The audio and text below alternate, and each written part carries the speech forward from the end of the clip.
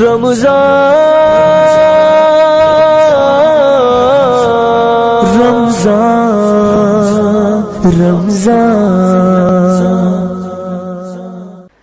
ہم نے سورہ ہجر ختم کی ہے اور سورہ نحل. سورہ نحل بہت زبردست, اس میں بہت اللہ کی نعمتیں بیان ہوئی ہیں. نحل کہتے ہیں شہد کی مکھی. کسے کہتے ہیں؟ شہد کی مکھی. اس صورت میں اللہ نے اپنے انعامات ایسے بیان کیے ہیں کہ مزہ آتا ہے پڑھ کے. اللہ یہ بھی کر رہا ہے, اللہ یہ کر رہا ہے, اللہ یہ کر رہا ہے, اللہ نے تمہیں یہ, پوری صورت میں یہی ہے. تو میں جلدی جلدی وہ چند آیتیں پڑھ لیتا ہوں, پوری تو پڑھنا ممکن نہیں ہے. فرمایا خلق الانسان من نطفۃ فاذا هو خصیم مبین.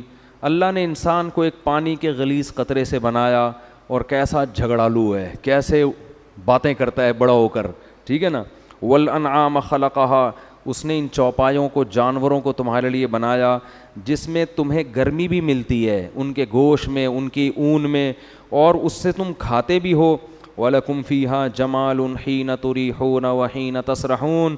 اور خاص طور پر دیہاتی لوگ جب یہ ریوڑ صبح لے کے نکلتے ہیں اور شام کو تھکے ہارے اس ریوڑ کو لے کے گھر آتے ہیں, تو اس میں تمہاری ایک زینت ہوتی ہے, اس میں تمہارا ایک جمال ہوتا ہے. وَتَحْمِلُوا أَثْقَالَكُمْ إِلَىٰ بَلَدٍ لَمْ تَكُونُوا بَالِغِيهِ إِلَّا بِشِقِّ الْأَنفُسِ. ان جانوروں پہ بوجھ رکھ کے تم ایسی جگہوں پہ پہنچتے ہو کہ تم اپنی کمر پہ یہ بوجھ اٹھا کے نہیں جا سکتے تھے. والخیل والبغال والحمیر, اسی نے خچر کو پیدا کیا, گھوڑوں کو, گدھوں کو پیدا کیا تاکہ تم ان میں سوار ہو. ہزاروں سال سے تو انسان انہی چیزوں میں سوار ہو رہا ہے. وَيَخْلُقُ مَا لَا تَعْلَمُونَ, اور ایسی چیزیں بھی پیدا کرے گا جو تمہیں معلوم نہیں ہے. انزل من السماء ماء, آسمان سے پانی برسایا. لکم منہ شراب, اس پانی کو تم پیتے بھی ہو.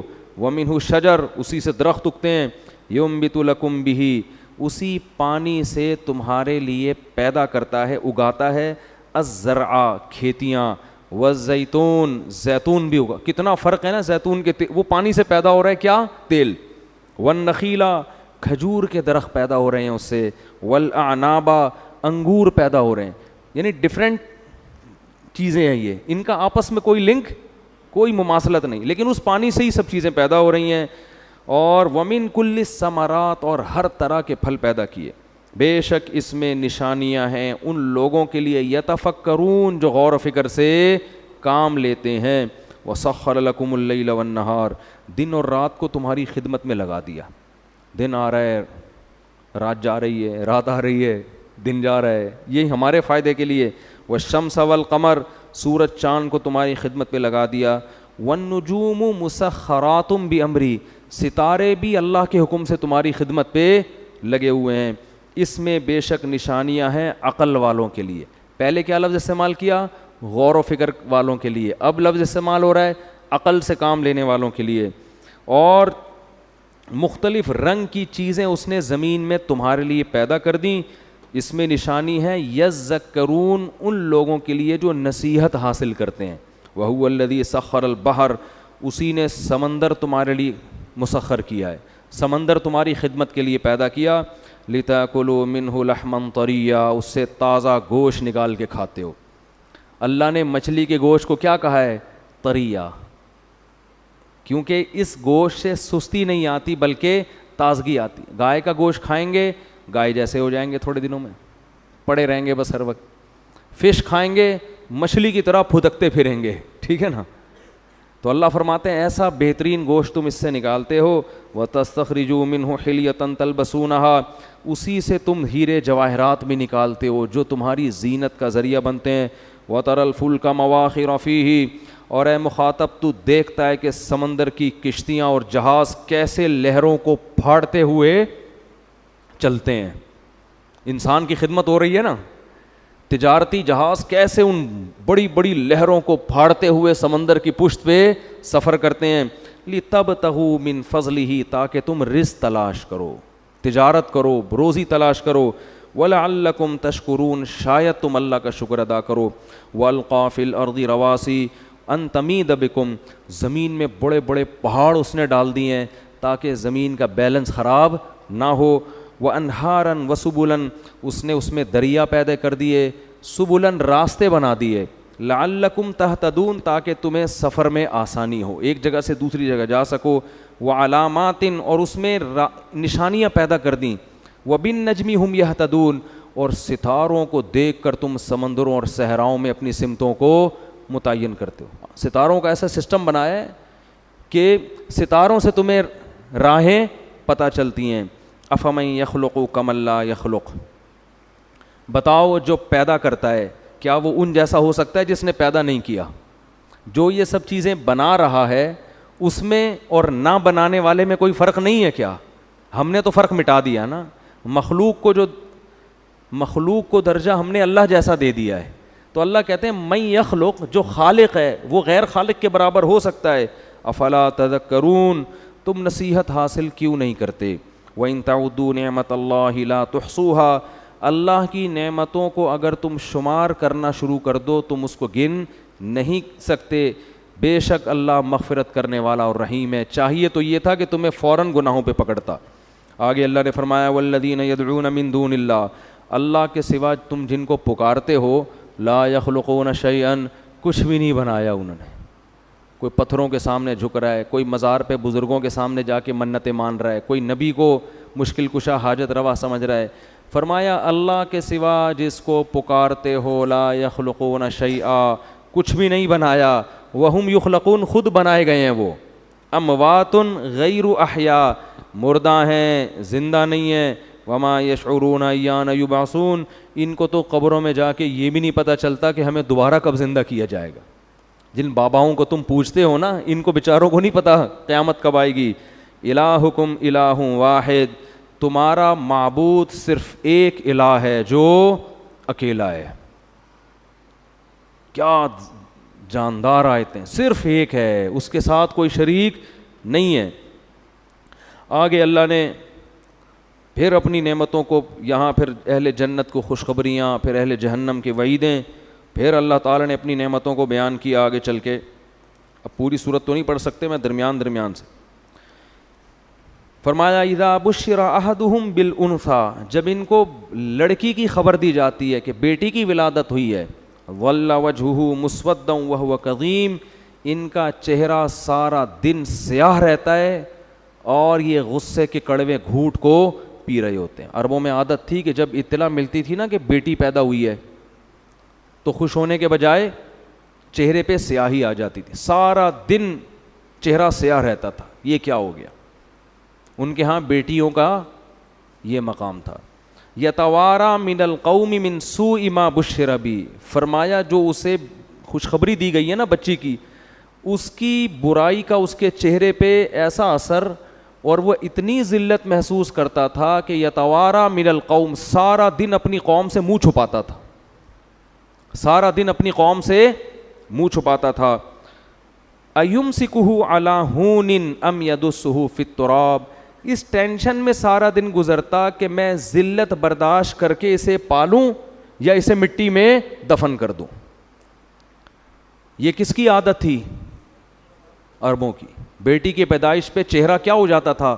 سیاہ, اور ذلیل ہو کے چھپتا پھرتا تھا. میں نے وہ قبرستان دیکھا ہے جہاں بیٹیوں کو دفن کیا جاتا تھا, آج بھی موجود ہے, جو بھی جاتے ہیں دیکھ سکتے ہیں. ان مشرکین پر ہمیں تعجب نہیں ہے, تعجب آج کے پڑھے لکھے لوگوں پر ہے کہ جو نسل روکتے ہیں اس خوف سے کہ کہیں بیٹی پیدا نہ ہو جائے.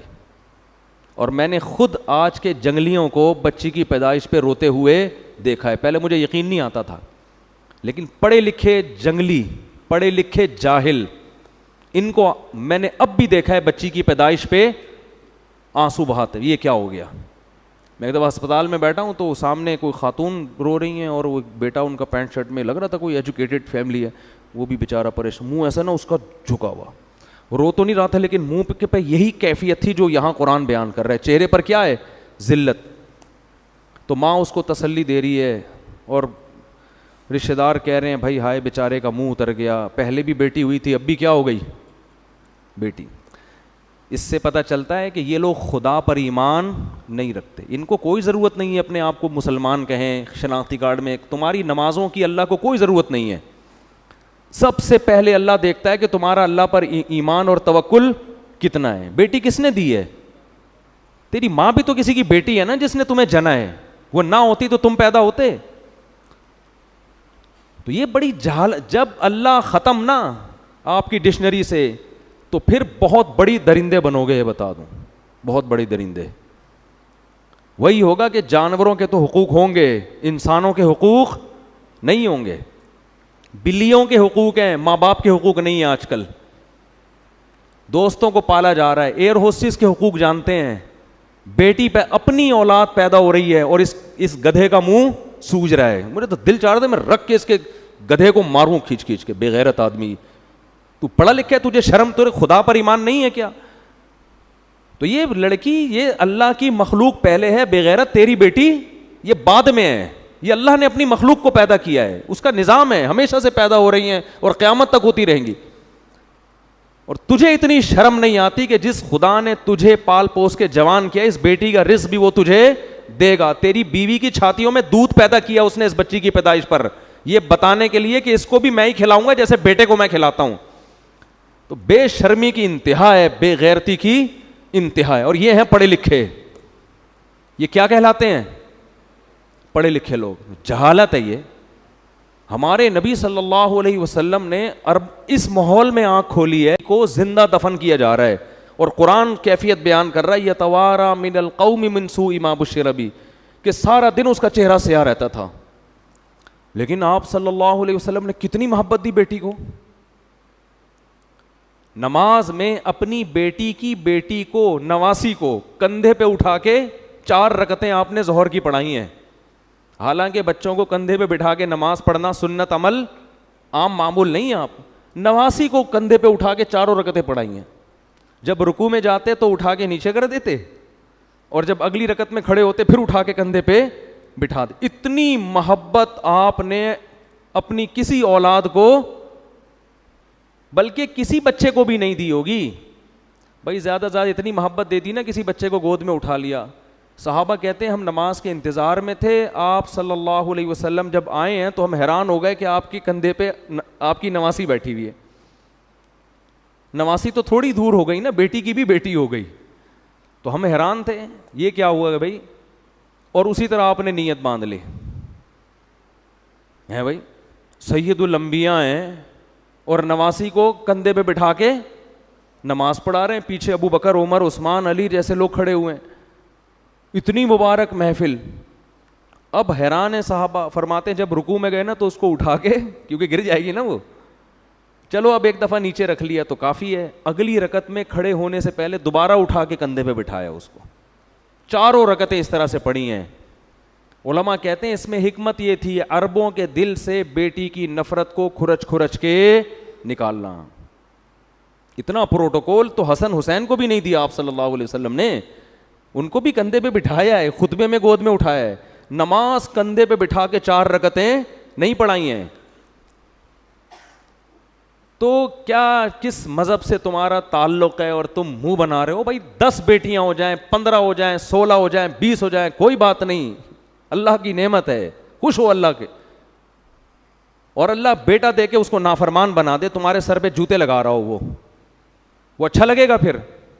تو جو دے رہا ہے اللہ اس پہ بولو نا بھائی. اصل روکو اس نیت سے کہ میرے 6 بیٹیاں ہو گئی ہیں, 7ویں بھی کہیں بیٹی نہ ہو جائے. بعض لوگ کیا کرتے ہیں, بیٹا ہو گیا تو نسل روکتے ہیں کہ بس اب نہیں چاہیے, بیٹی ہو گئی تو بیٹے کی لالچ میں نسل بڑھاتے ہیں. اس سے کیا ہو رہا ہے, جو قدرت کا ایک نظام ہے نا, لڑکے اور لڑکی کا جو ریشو ہونا چاہیے, گروتھ ریشو, وہ کیا ہو رہا ہے, خراب. جن کے لڑکیاں ہو رہی ہیں وہ لڑکے کی لالچ میں ہونے دے رہے ہیں, جو لڑکے ہو گئے تو 1-2 کے بعد بریک لگا دی. او بھائی غیر مسلموں پہ یہ چیزیں سوٹ کرتی ہیں. ہم کلمہ گو لوگ ہیں, ہم اللہ کو مانتے ہیں, ہمیں یہ پتہ ہے کہ اللہ نے بیٹی اور بیٹے دونوں کے لیے یہب لمن یشاء استعمال کیا ہے, کہ جس کو چاہتا ہوں بیٹے گفٹ کرتا ہوں. ہبہ گفٹ کو کہتے ہیں. وہب لمن یشاء یہب لمن یشاء اناسا, جس کو چاہتا ہوں بیٹیاں گفٹ کرتا ہوں. تو بیٹیاں گفٹ ہوتی ہیں, خود گاڈ گفٹڈ ہیں یہ. اور نبی صلی اللہ علیہ وسلم نے ارشاد فرمایا جس کی 3 بیٹیاں ہوئیں اور اس نے ان کی صحیح کفالت کی, ان کی تربیت کی اور ان کا صحیح جگہ نکاح کر دیا, میں اس کے لیے جنت کی ضمانت دیتا ہوں. اور آپ نے یہ بھی فرمایا کن لہو حرزم من النار، یہ بیٹیاں باپ ماں بھی اس میں داخل ہے، والدین اور جہنم کے درمیان آڑ بن جائیں گی. کہ اللہ اگر کسی کوتاہی کی وجہ سے ان کے والدین کو جہنم میں ڈالے گا نا، کچھ کوتاہیاں ہو گئیں، تو رکاوٹ کون بنے گا؟ حرزن، بیٹیاں کیا بن جائیں گی؟ دیوار، رکاوٹ. کیوں؟ کہ اللہ اس نے اتنی بڑی ہمارے والدین نے نیکی کی ہے کہ ہمیں عزت کے ساتھ انہوں نے اپنے گھر میں پالا، حالانکہ ان کا ہم سے کوئی دنیاوی مفاد نہیں تھا. بیٹوں سے تو مفاد ہوتے ہیں، یہ کرے گا، یوں کرے گا. ہم سے کیا مفاد تھا؟ ہمیں تو رخصت کرنا تھا انہوں نے سسرال. تو وہ اپنی اس احسان کا واسطہ دیں گی.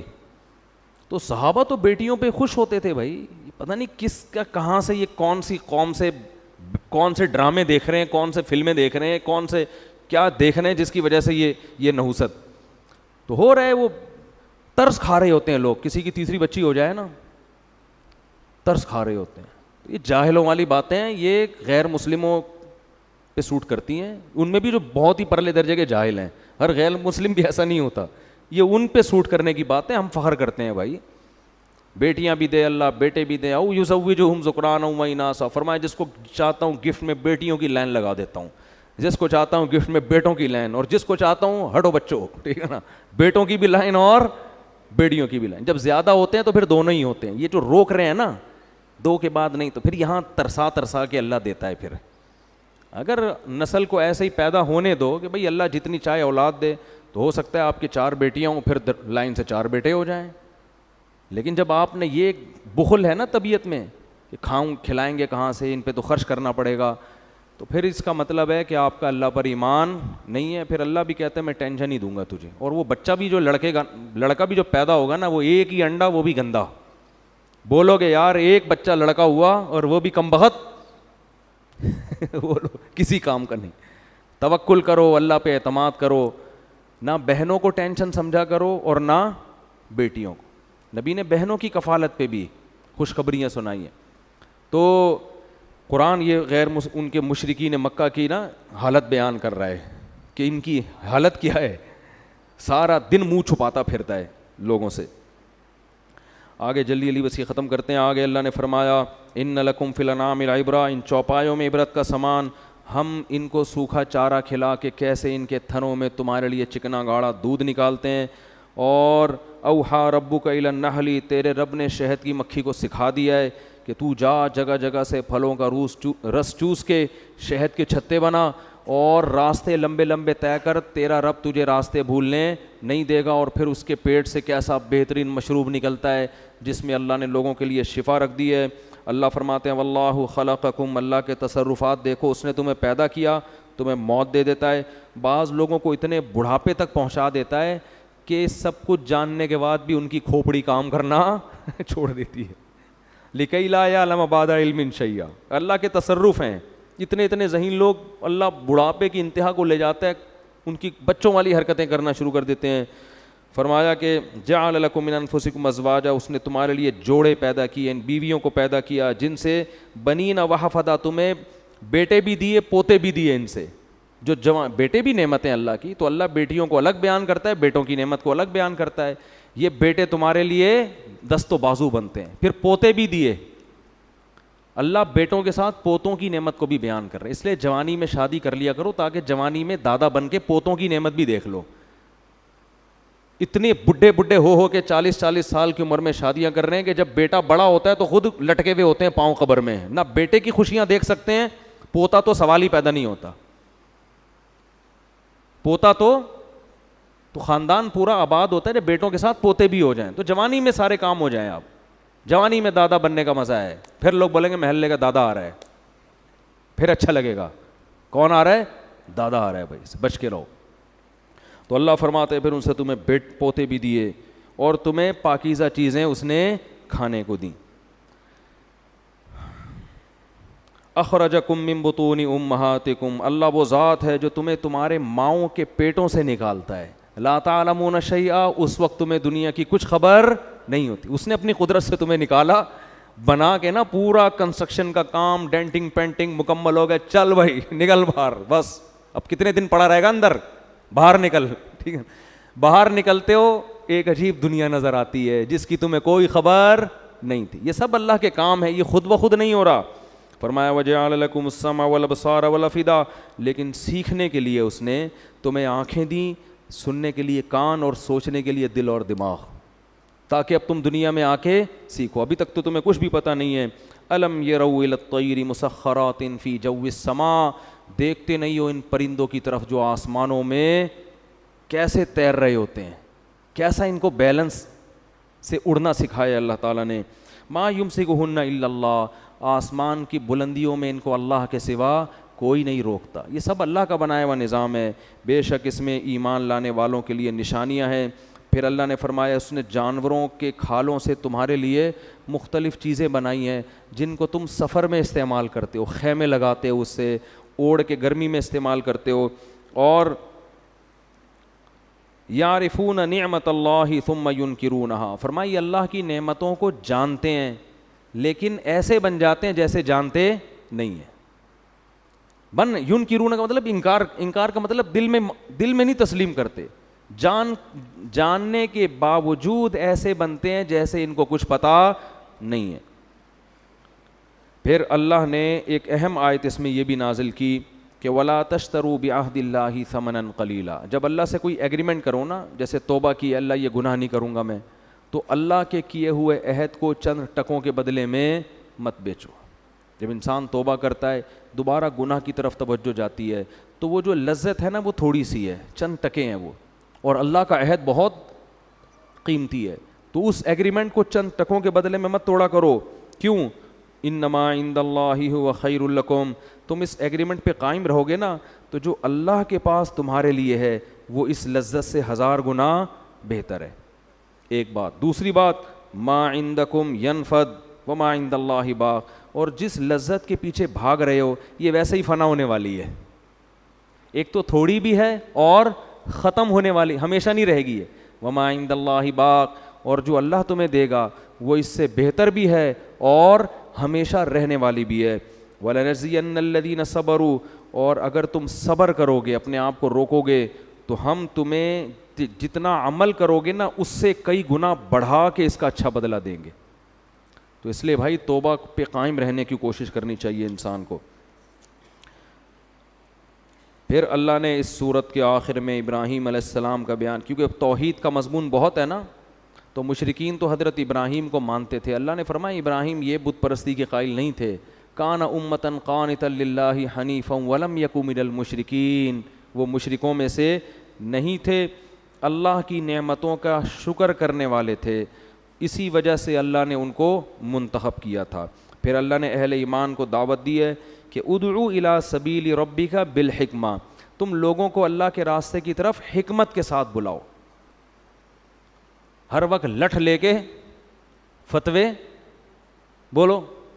جیسے وہ ایک قادیانی تھا نا, اس کو ایک صاحب دعوت دینے کے لیے گئے, مجھے خود وہ ان کا دوست واقعہ سنا رہا ہے, کہہ رہے ہیں وہ قادیانی سامنے بیٹھا تو اس کو کہہ رہے ہیں کہ مرزا کی شکل ایسے گدھے جیسی جیسی تیری کتے جیسی شکل ہے نا.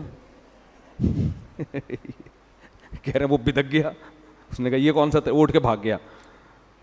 تو یہ دین کی دعوت حکمت کے ساتھ ہے. او بھائی وہ جب بات سننے کے لیے بیٹھا ہے تو یہ کہنا کہ تیری شکل, تو یہ حکمت نہیں ہے. تو اللہ کہتے ہیں بالحکمت والموعظۃ الحسنہ, کسی کو بھی دین کی دعوت دو حکمت کے ساتھ اور اچھی نصیحت کے ساتھ. وجادلہم باللتی ہی احسن, اور اس طرح سے ان سے بحث کرو وہ طریقہ جو سب سے اچھا ہو. اور پھر یہ بھی فرمایا واصبر وما صبرک الا باللہ, صبر کرو لیکن اللہ کی توفیق کے بغیر صبر نہیں ہو سکتا. لہذا اللہ سے دعا بھی مانگو. ان اللہ مع الذین اتقوا, اللہ تقوی والے لوگوں کے ساتھ ہے. والذین هم محسنون, اور ان کے ساتھ ہے جو اپنے عمل کو اچھا کرتے ہیں. اللہ تعالیٰ سمجھنے کی عمل کی توفیق عطا فرمائے. جلدی سوال پڑھو. یہ لکھا ہوا ہے محرم نساء مہر النساء والدہ محمد. بھائی اردو میں کیوں نہیں لکھتے یار, کا انتقال ہو گیا ہے. اردو میں انتقال ہوا ہے نا, تو انگلش میں جب اردو تو کم از کم اردو رسم الخط میں لکھیں نا. تو اردو رسم الخط ہی ختم ہو جائے گا تھوڑے دنوں میں. دل سے دعا ہے بھائی اللہ تعالیٰ ان کی مغفرت فرمائے. مہر النساء والدہ محمد کیا لکھا ہوا ہے یہ, بہرحال جو بھی صاحبہ ہیں کسی کی والدہ ہیں, دل سے دعا ہے اللہ تعالیٰ ان کی مغفرت فرمائے. اور رمضان میں موت بھی اللہ سے امید ہے اللہ تعالیٰ مغفرت کر دے, مبارک موت ہے رمضان میں. سبحانک اللہم بحمدک نشہد ان لا الہ الا انت نستغفرک و نتوب الیک. مصافحہ نہ کیا کریں, پتلی گلی سے چلے جایا کریں.